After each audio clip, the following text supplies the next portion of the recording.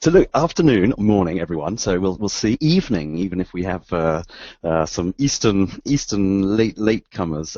I wanted to talk to you about faster marketing thinking and slower use of flawed research. I think 20 minutes time. I hope that you will be feeling like at least you've got the Bluffer's Guide to Behavioral Economics and a kind of sense of the literature and everything involved.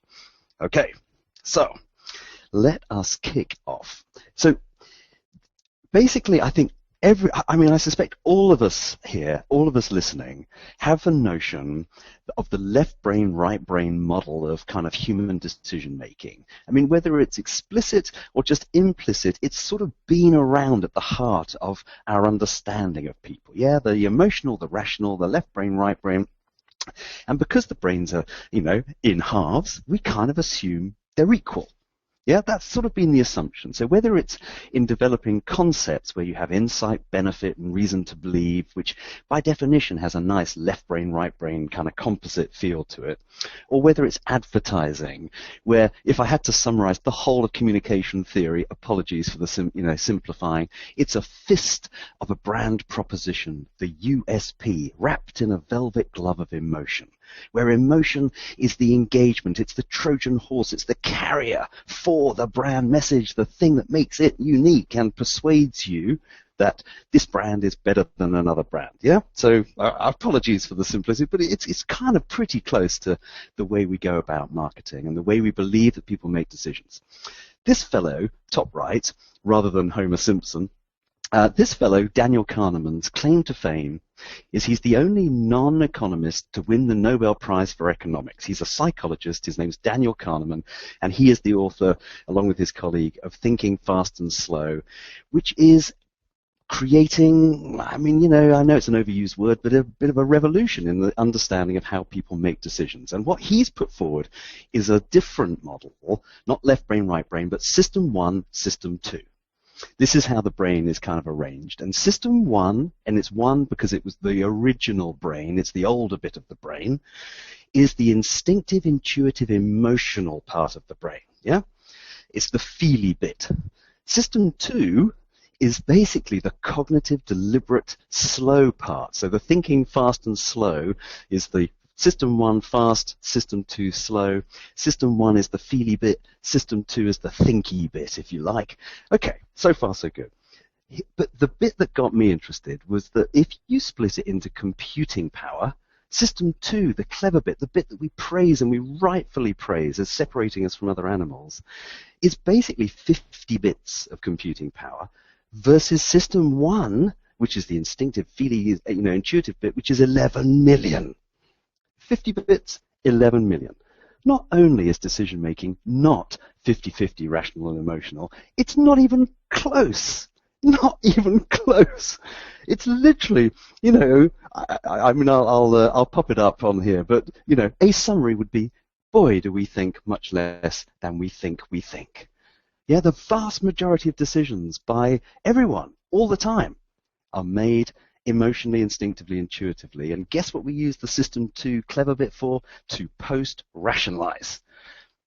And if you think of the quantitative research particularly, you could argue that pretty much the whole edifice is a System 2 gathering of the post-rationalizations of emotional, instinctive decisions which we have less access to, and that's where it can go wrong. So, quick example. I'm going to throw up on the screen some brand logos, which don't actually have the logo, but I'd love you to say out loud, if you're in an open space, don't worry, be brave, or you can say it in your head. But this is the first one. What brand is that? Okay, the second one. Hopefully these will be triggering lots of lovely brand feelings. Those of you that are in need of a drink, obviously not the US amongst you because it's a little early, but this one. The car nuts perhaps will get a little frisson of excitement, with that one. And then finally, if you're feeling a little peckish, again, I think 10 a.m. is a bit early for fried chicken. But I hopefully, even though it's quick, Branding, which we obsess about as a recall, can you remember the brand? It doesn't actually really work like that. It works at a system one. Everything works at a system one pattern recognition level. That's the level at which branding, marketing, advertising, the lot of it works. So we've got system one, fast instinctive, metaphoric, all the stuff that is not completely unconscious, but it's blink. Yeah, if anyone's read Malcolm Gladwell's Blink, that's what we're talking about.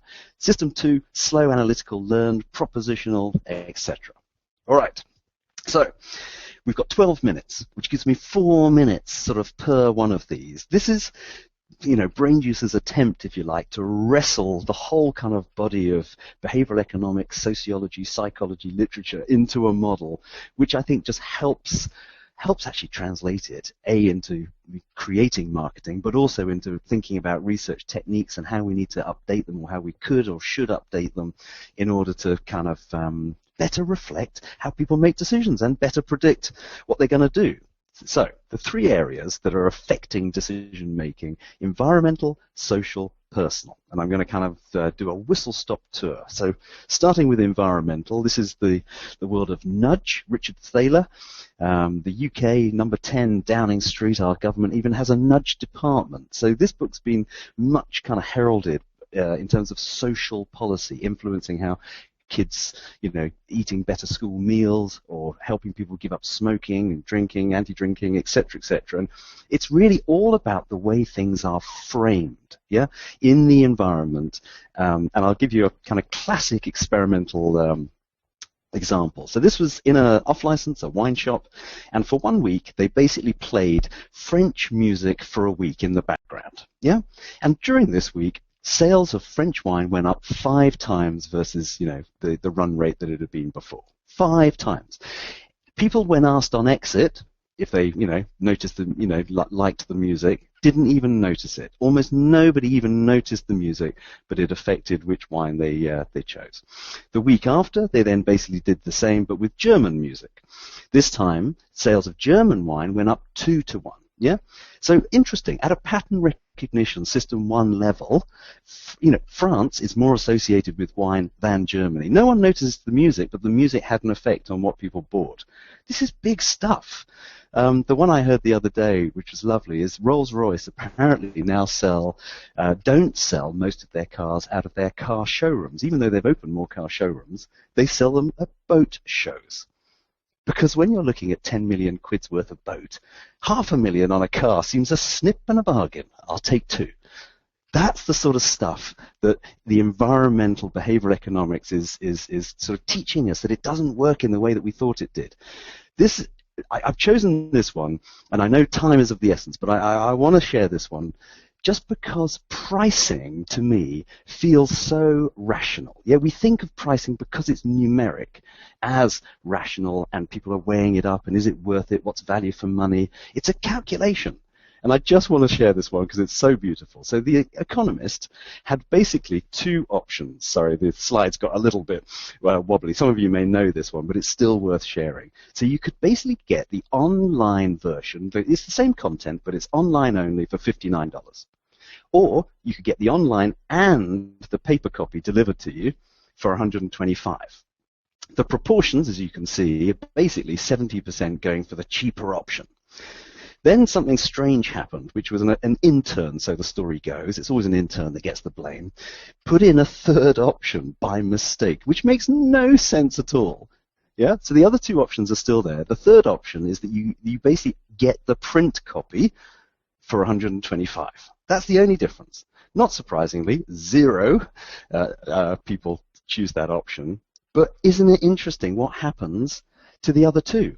Suddenly, 84%, up from 28%, are choosing the more expensive option because it seems a bargain now, because it's better than just getting the paper copy. Pricing doesn't work in the way that I'm afraid our PSMs and research sort of techniques have sort of suggested. And I think that's a whole area to be explored. Now, one quick other example in terms of environment and framing, a practical research example, packaging testing. Pack testing, anyone who's done a lot of it, especially senior marketeers, tear their hair out trying to get kind of quantitative pack tests to kind of perform as predicted in the market. And we had a client who came to us, they were brand leader and their competitor, and they were basically, their problem was that every time they did research, they got this result. Yeah, so classic packaging testing told them that their pack was better, significantly better than the competitor. And yet in market, something else seemed to be happening. So all we did as an experiment was we put people under time pressure, and then a second experiment where we put them under time pressure, so more like the shopping, where they have to make decisions really quickly, and we also distracted them, with announcements or noises and things. It changed the result. Yeah, it's not just significant, it changes which pack is better. And it's closer to the context of shopping. No decision is made without context. And I'm afraid too much market research is system 2 and done out of context. And this, I think, is an example of how we could get closer to the context-based decision making for quantitative research and get closer to predicting and sharing what's actually a good pack and what's not a good pack. All right, social. This is basically the world of copying, as brilliantly kind of captured by Mark Earls in his book The Herd, and his second book with some academics called I'll Have What She's Having, which was from the famous Harry Met Sally scene. This is about copying. It's basically one of the things as social animals we do best. We copy. We should be called Homo mimicus rather than Homo sapien, the thinking one. We're just really good at this stuff, and if you need any proof, surely Crocs are proof positive that we copy rather blindly. In kind of experimental terms, this is a classic example where it was an honesty tray where you were basically putting money in for milk that you were taking, and all they did was change the poster behind the box each week from flowers to eyes, flowers to eyes, flowers to eyes. And you can see, hopefully very quickly, that in the weeks where we feel we're being watched, even though it's by a poster, we're more honest than when it's flowers. And the scary eyes at the bottom, we're particularly honest. This is it. We're social animals. We have reciprocation. We have copying. There's a whole area of social selling. I mean, Amazon are the past masters of this. They are brilliant. People who bought this also bought that. Lists. These are the top 10 sellers. These are the top 100. And they do it in those obvious ways, but also in many other ways on the page. And enabling people to see what other people are doing is a great way to encourage behavior, encourage copying. Yeah. So in research terms, we think of quantitative research, as me research. You must ask me about me. I'm in the target audience or I'm not, and basically we ask people to respond to concepts or adverts, etc. Okay, it makes a lot of sense, and it's come from obviously the kind of political polling days 100 years ago, and it's not that it's wrong. It's just that we are rather unreliable witnesses, or we can be unreliable witnesses to our own sense of ourselves. 50% of Swedish men believe that they are in the top 10% of good drivers, top 10% of drivers. Yeah, can't be. 90% of French men believe they're in the top 10% of lovers, which is always good. And the other example, if you ever want to try and prove this, is get a room of people and say, okay, I want you to tell me about your IQ. I want you to imagine where in this room, if it was from 0 to 100, if everyone was lined up 0 to 100 based on your IQ, where you would come on the scale. And you'll find that almost nobody is under 50%. Yeah, this is the sort of stuff, and it's pretty harmless, but unfortunately, it's not always, therefore, giving us an accurate read of what will happen. So, what we did was say, well, what would we research look like? We're social animals. We're better at other people than we are ourselves. And the IEM, the Iowa electronic market, was the first sort of, the academic predictive market, where basically, 500 mainly middle-aged white guys in Iowa were buying and selling shares in who's going to win, elections. And I think it's now almost 700 elections they've done this over. And in those elections, the IEM, people buying and selling, definitely breaking every golden rule of, quantitative concept testing, predictions, have been more accurate than the most accurate poll 3/4 of the time. That's extraordinary result. You know, it actually is a better way to do it than scientific sampling of people's own personal opinion of how they're going to vote. So if you translate that into concept testing, you take 15 ideas, you basically get 500 people, not the target audience, and you say, basically, would you probably be buying or selling shares in each of these ideas? And then which one would you double and which one would you sell based on which one you think other people would love and hate and why? And to give you a real illustration where this works, we were working for Wrigley. This was bubble gum, where, as you probably know, everything you test with kids gets sky-high scores. Same with ice cream, same with anything in Latin America.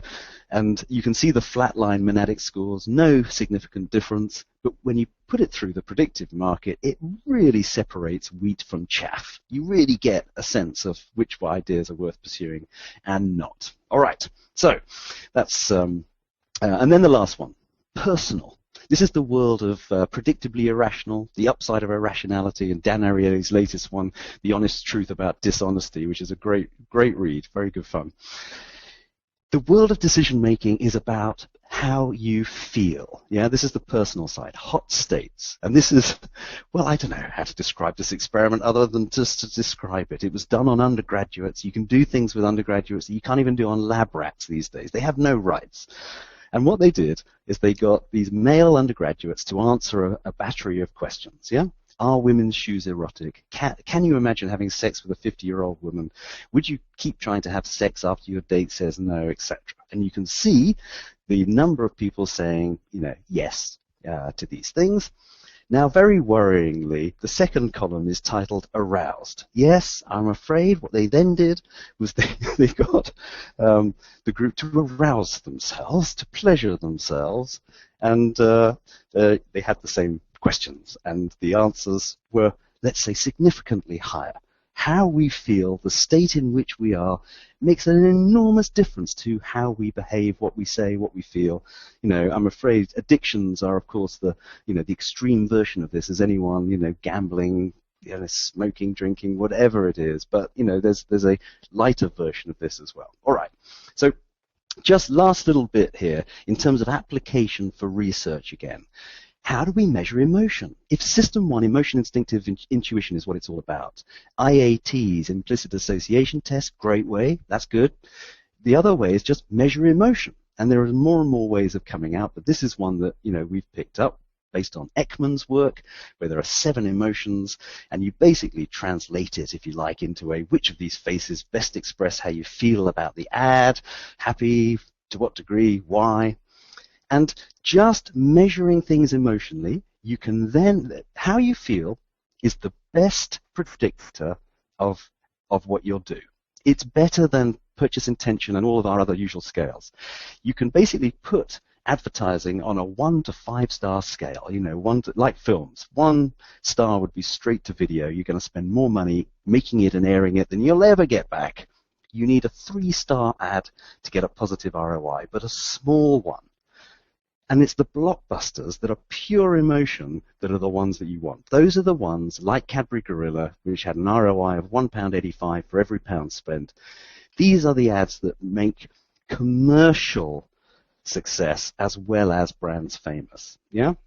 And if you actually looked at that ad based on traditional metrics on the right-hand side, apologies, way too much on the slide, but the fist of the proposition wrapped in a velvet glove of emotion on the right, the Cadbury Gorilla performed appallingly on easy to understand, how relevant, how persuasive, the usual measures, and very, very well on emotion. There was almost no neutrality, and the green bars there are surprise and happiness.